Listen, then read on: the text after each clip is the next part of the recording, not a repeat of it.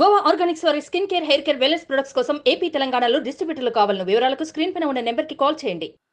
AP ప్రభుత్వానికి దెబ్బ మీద దెబ్బ పడుతున్నట్టు అవుతోంది. ఇటీవల పోలీస్ డిపార్ట్మెంట్ లో డీజీపీతో సహా ఇతర అధికారులు బదిలీ అయిన విషయం తెలిసిందే. తాజాగా senior IPS AB Venkateswara Rao suspension ను సెంట్రల్ అడ్మినిస్ట్రేటివ్ ట్రిబ్యునల్ కొట్టేసింది. ఈ మేరకు రెండవసారి సస్పెన్షన్ చట్టవిరుద్ధమని పేర్కొంది. ఇక రెండవసారి తనను సస్పెండ్ చేయడాన్ని ఏబీ వెంకటేశ్వరరావు సవాల్ చేయడంతో క్యాట్ ఈ నిర్ణయం తీసుకుంది. గతంలోనే వాదనలు పూర్తవగా తీర్పును రిజర్వ్ చేసిన క్యాట్ తాజాగా ఆదేశాలు జారీ చేసింది. దీంతో ఐపీఎస్ అధికారి ఏబీ వెంకటేశ్వరరావు సస్పెన్షన్ పై ప్రభుత్వానికి చుక్కెదురైనట్టు అయింది. సీనియర్ ఐపీఎస్ ఏబీ వెంకటేశ్వరరావుపై ప్రభుత్వం విధించిన సస్పెన్షన్ ను క్యాట్ కొట్టేసింది.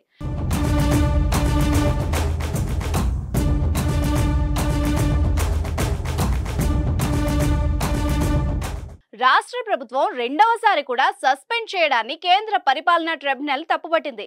సస్పెన్షన్ చట్టవిరుద్ధమని ఒకసారి సుప్రీంకోర్టు చెప్పిన తర్వాత కూడా రెండవసారి సస్పెండ్ చేయడం ఉద్యోగిని వేధించడమేనని ట్రిబ్యునల్ వ్యాఖ్యానించింది. అంతేకాదు ఏబీ వెంకటేశ్వరరావుకు వెంటనే పోస్టింగ్ ఇవ్వాలని కూడా రాష్ట్ర ప్రభుత్వాన్ని ఆదేశించింది.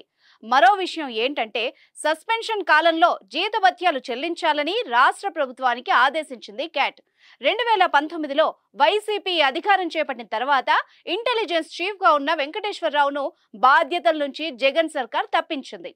9 నెలల పాటు పోస్టింగ్ కూడా ఇవ్వలేదు. నిఘా పరికరాల వ్యవహారం, ఇజ్రాయెల్ కు రహస్యాలు చేరవేశారని కేసు నమోదు చేసి విధుల నుంచి తప్పించింది. దాంతో ఏబీ వెంకటేశ్వరరావు క్యాట్ను ఆశ్రయించారు. తొలిసారి క్యాట్ కేంద్ర హోంశాఖలో కూడా ఊరట కలగలేదు. సుప్రీంకోర్టుకు వెళ్లడంతో అనుకూలంగా తీర్పొచ్చింది. బాధ్యతలు చేపట్టే సమయంలో మరోసారి ఏపీ సర్కార్ సస్పెండ్ చేసింది. దానిపై మరోసారి క్యాట్ను ఆశ్రయించగా విచారించింది. బుధవారం నాడు ఏబీవీకి అనుకూలంగా తీర్పిచ్చింది. ఎన్నికలు దగ్గర పడుతున్న వేళ ఈ రకంగా వైసీపీ ప్రభుత్వానికి ఎదురుగాలి వీస్తూ ఉండడం పార్టీ శ్రేణుల్లో కలవరానికి గురి చేస్తుందని టాక్ వినిపిస్తోంది.